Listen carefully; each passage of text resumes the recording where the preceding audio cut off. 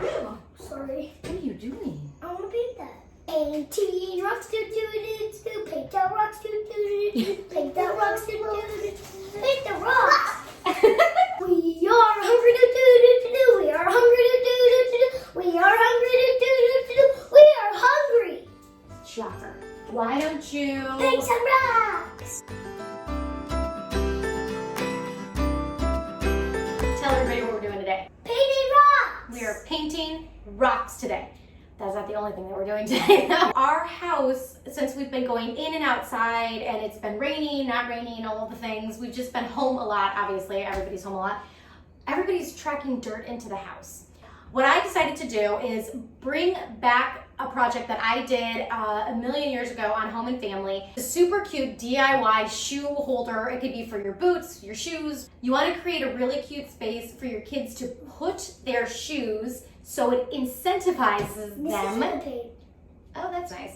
So that it incentivizes them to put their shoes in that area and in the same area.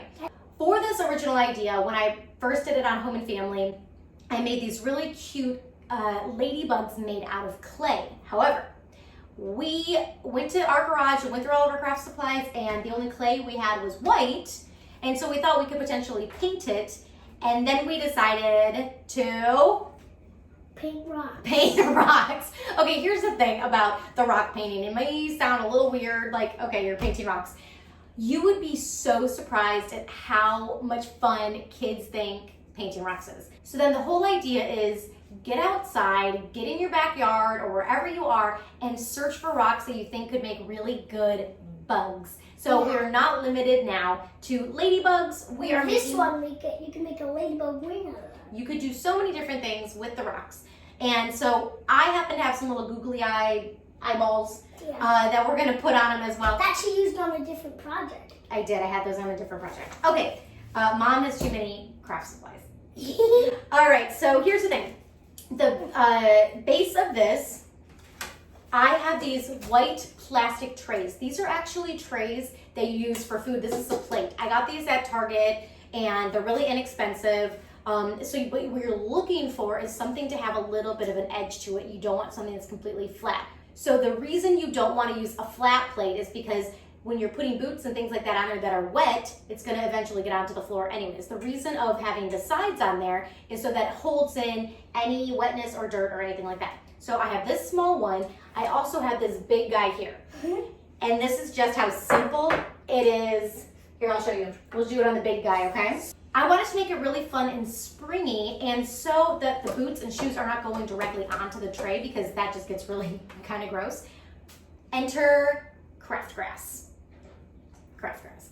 Okay, so craft grass, it's just that. It's grass made for crafting.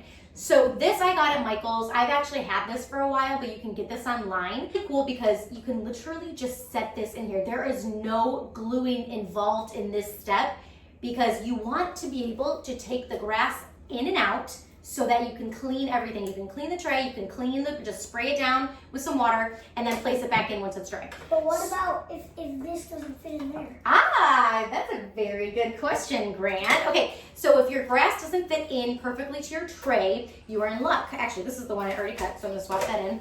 So what I would do, this is actually just a plastic base.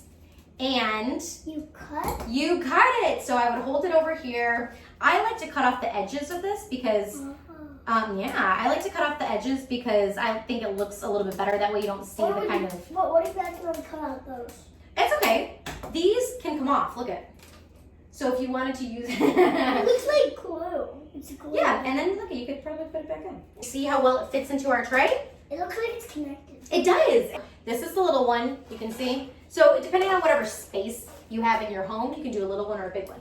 And kind of depending on how big your kids are and how big your shoes are. I'm using a big brush on a little rock. That's okay. We wanted this to be a space that the kids are excited to put their shoes to encourage the cleanliness of the shoes. I want to give you some tips in terms of painting rocks. The whole purpose of the rocks are to be little bugs that are sitting in the grass.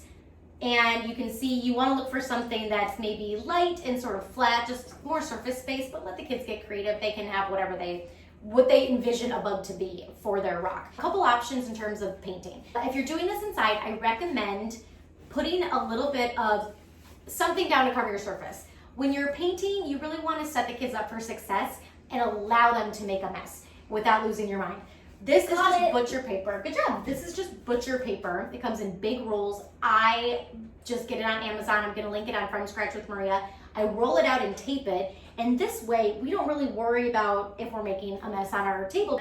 So when we're done, we can just crumble it all up and recycle it. Or what I recommend also is going outside. We did some painting on the grass with JJ. And that brings me to my second tip. And that is about paint. So when you are working with little ones, so JJ is 2, my baby, and I highly recommend using a non-toxic paint. So when we were doing this with him, we were outside and we were using a Crayola washable non-toxic paint. It's what I recommend the most because you know it's going to be the safest. If you're working with someone like Grant, who's a little bit older, you can use an acrylic craft paint. Now here's the difference. One is washable, one is not.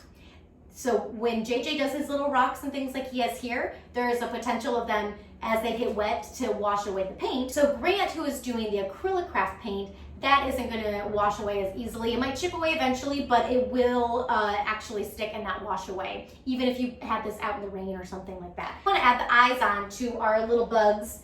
Obviously this part's optional. You can paint on the eyes as well. I had these around. So we are out of glue. We're gonna use, mom's gonna use hot glue. So this is, you know, the part for the adults.